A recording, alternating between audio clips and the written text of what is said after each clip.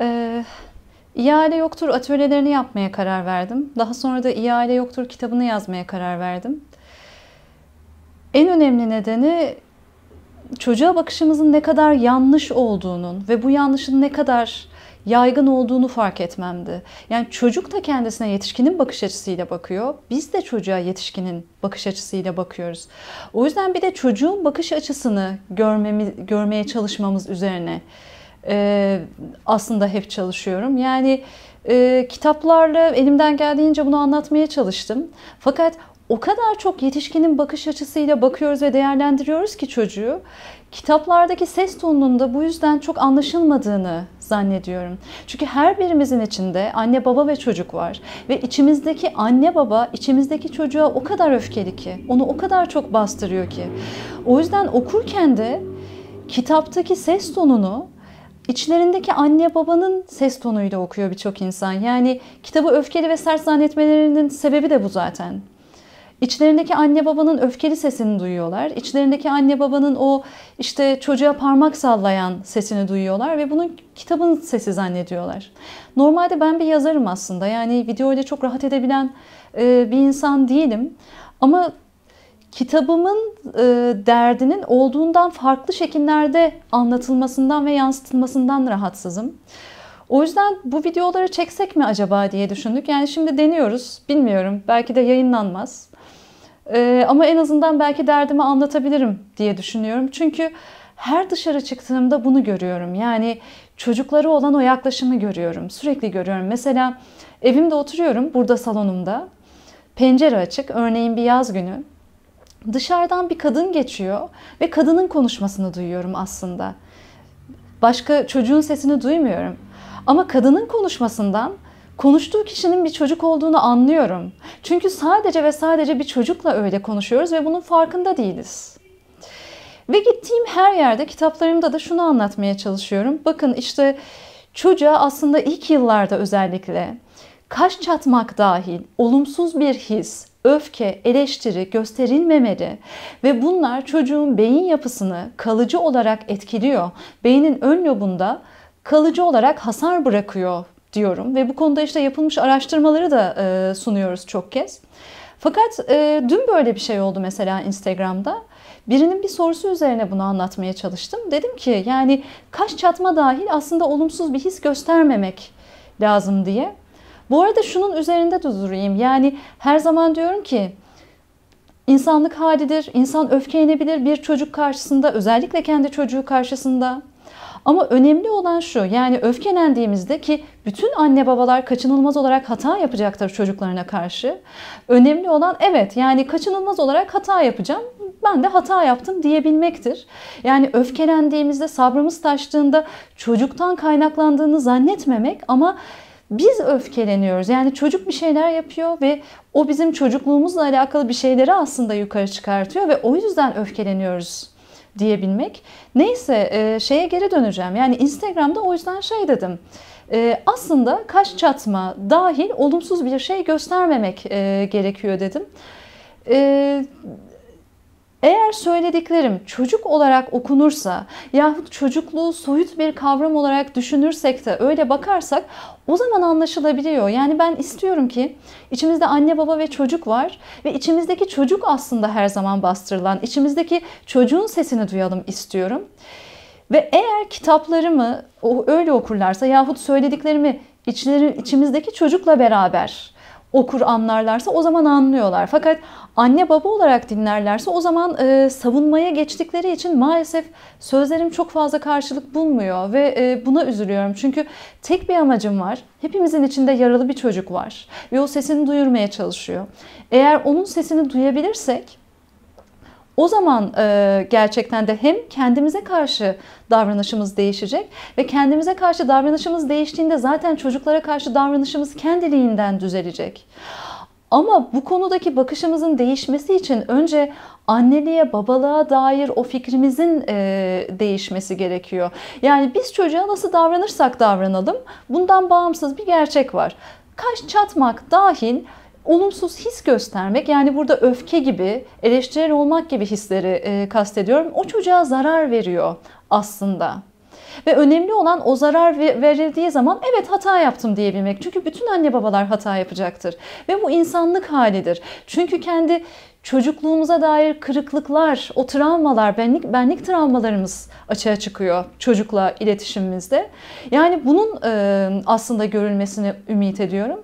Ve dün de şöyle oldu, anlaşılmadığını düşündüm Instagram'da. Ve şöyle yazdım, şöyle düşünün dedim. Yani çünkü şöyle dediler.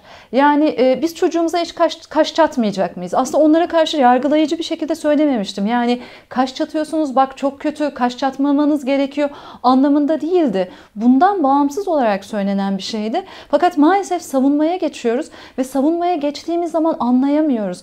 Orada reel çocuğa zarar vermiyoruz aslında. Kendi içimizdeki çocuğa zarar veriyoruz.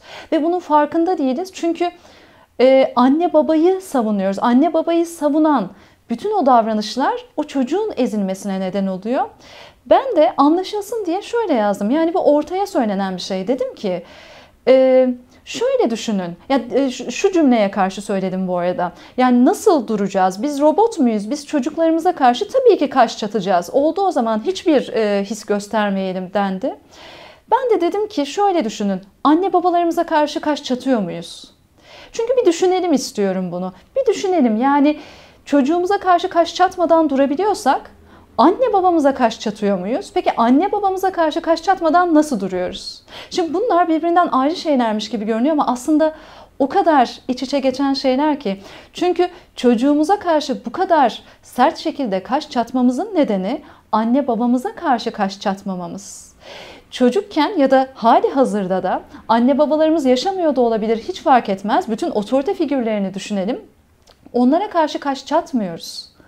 Ama onlara karşı kaş çatmadığımız için orada bastırdığımız öfke çocuklara karşı açığa çıkıyor.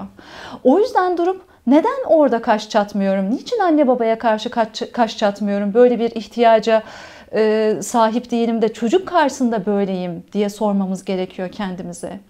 Burada işte çok önemli bir şey var. Alice Miller'ı bu yüzden çok önemsiyorum. Şuna benzer bir cümleyi çünkü Alice Miller dışındaki hiç kimseden duymadım. Bu bize çok radikal gelebilir ama o kadar hakiki bir cümle ki. Şöyle diyor Alice Miller. Çocuklarımızın o kapasitelerini, potansiyellerini en güçlü şekilde gerçekleştirmelerini sağlamanın tek bir yolu var. O da şu. Anne babamıza gösterdiğimiz saygı ve onlara göstermemiz bize öğretilen saygı her neyse onu çocuklara göstermemiz. Bir tek o zaman çocuklarımız kapasitelerini en güçlü şekilde gerçekleştirebilirler. Ve bu içimizdeki çocuk için de geçerli. Çünkü içimizdeki çocuk o iç anne baba tarafından bastırılıyor ve çocuğumuza niçin kaş çatma ihtiyacı duyuyoruz? Çünkü içimizdeki anne baba içimizdeki çocuğa kaş çatıyor. Biz çocuğumuzda neyi eleştiriyorsak o kendimizde eleştirdiğimiz şeyler aslında. Biz çocuğumuzda neye tahammül edemiyorsak o kendimizde tahammül edemediğimiz şeyler aslında. Ve çocuk sahibi olunca yahut çocuklarla iletişimde olunca bu maalesef açığa çıkıyor. O yüzden ben hep şöyle diyorum. Bir insanın en sahici tarafı, en hakiki tarafı, en bastırdığı ama görmek istemediği tarafı çocuklar karşısında açığa çıkıyor. Özellikle de eğer bu çocuk kendi çocuğuysa. Çünkü işte bunları bastırmamız öğretildi bize. Anne babamız karşısında susmamız gerekiyor. Çünkü onlar anne babamız, onlar büyüklerimiz, onlar öğretmenimiz diye öğretildi. Ve şimdi çocukla iletişim kurduğumuzda hiç farkında olmadan bu açığa çıkıyor. Orada susmuştuk. Aslında orada anne babamıza öfkeliydik, öğretmenimize öfkeliydik. Fakat bunun açığa çıkmasına izin verilmemişti saygı adı altında. Ki bugün maalesef saygı her zaman söylüyorum çok yanlış anlamda kullanılıyor. Hep çocuğa saygısızlık için kullanılıyor. Benim de galiba çok beni üzen şey bu. Yani bu kadar çocuğa saygısızlığın meşrulaştırılması, çocuğa istismarın meşrulaştırılması. Halbuki saygıya ihtiyacı olan kişi yetişkin değil, saygıya ihtiyacı olan kişi çocuk. Bizim yaptığımız bir şeyden çocuk kalıcı olarak etkileniyor. Bizim için o mesela gelip geçici bir gerçek. O günlük bir realite mesela, gelip geçici bir olay. Ama çocuk için öyle değil. Çocuğun bütün hayatını etkiliyor. O yüzden yetişkin ve çocuk arasındaki ilişkiden bahsederken müsavi bir şeymiş gibi bahsedemem. Yani bir çocuk açısından bir de yetişkin açısından bakayım diyemem. Çünkü o yetişkin için gelip geçici bir hadisedir. Bu yüzden yetişkin zaten onu hatırlamaz ama çocuk hatırlar. çocuğun bütün işte o hayatını etkileyen bir şeydir. Ve diyorum ki hani bu kadar çok korkuyoruz ya çocuğun yanlış yapmasından. Bırakın o zaman çocuk yanlış yapsın. Çünkü çocuğun yetişkine yaptığı yanlış yetişkine bir zarar vermez aslında. Ama yetişkinin çocuğa yaptığı yanlış o çocuğu ömür boyu sakatlar. Bu yüzden eşit insanlarmış gibi bahsedemiyorum maalesef ve bahsedemem. Ve eğer bir klişe olsaydı, yani illa da bir klişeye saplanmamız gerekseydi, bu büyüklere saygı, anne babaya saygı değil de çocuğa saygı olması gerekiyordu. Çünkü saygıya ihtiyacı olan kişi çocuk, yetişkin değil. Orada dedemin anlattığı bir hikaye var. Hep onu örnek veriyorum. Fakat herkes çok etkileniyor bundan. Çünkü hepimizin yarası bu aslında. İstiyorum ki ben ne söylersem söyleyeyim hep o içimizdeki yaralı çocuğu hatırlayalım. Yani anne baba olarak savunmaya geçmeyelim istiyoruz. Çünkü zaten bize yerleşik olarak şey öğretildi. Anne babanın tarafından bakmamız. Ve çocuk da anne babanın tarafından baktığı için neden acı çektiğini anlayamıyor. Biz de içimizdeki anne baba tarafından baktığımız için içimizdeki çocuğun neden acı çektiğini bilmiyoruz. Şeye geleceğim, bu dedemin anlattığı hikayeye. Şimdi içeri bir çocuk giriyor 5 yaşında ve o meclisteki 80 yaşındaki adam ayağa kalkıyor. Aman efendim ne yapıyorsunuz? O bir çocuk diyorlar ve bunun üzerine adam diyor ki çocuk saygıyı bu şekilde öğrenmeyecekse o zaman nasıl öğrenecek? Ben de diyorum ki saygı budur ve bu şekilde öğretilir. Yani saygılı ol diyerek saygı öğretilmez aslında. Biz saygı adı altında itaati öğretiyoruz ve itaat tek taraflı olan bir şey. Saygı ise karşılıklı olan bir şey ve saygı göstererek öğretiliyor. Yani biz çocuğa saygı göstermezsek çocuğa saygıyı öğretmiyoruz aslında. Biz çocuğa itaati öğretiyoruz. Yani biz çocuğa ben sana öfkelenebilirim ama sen bana öfkelenemezsin. Ben seni eleştirebilirim ama sen beni eleştiremezsin. İşte ben sana bir şeyler veriyorum ama sen bunlardan dolayı memnun olmalısın. Aksi halde nankörsün gibi bir yaklaşımla yaklaşıyorsak ki hepimiz aslında az veya çok böyle yaklaşıyoruz. Çocuğa saygıyı öğretmiyoruz, itaati öğretiyoruz. Ne saygıdır ne itaattir diye düşünürsek de şöyle cevap verebilirim. Saygı karşılıklı olabilen bir şey ama itaat öyle değil.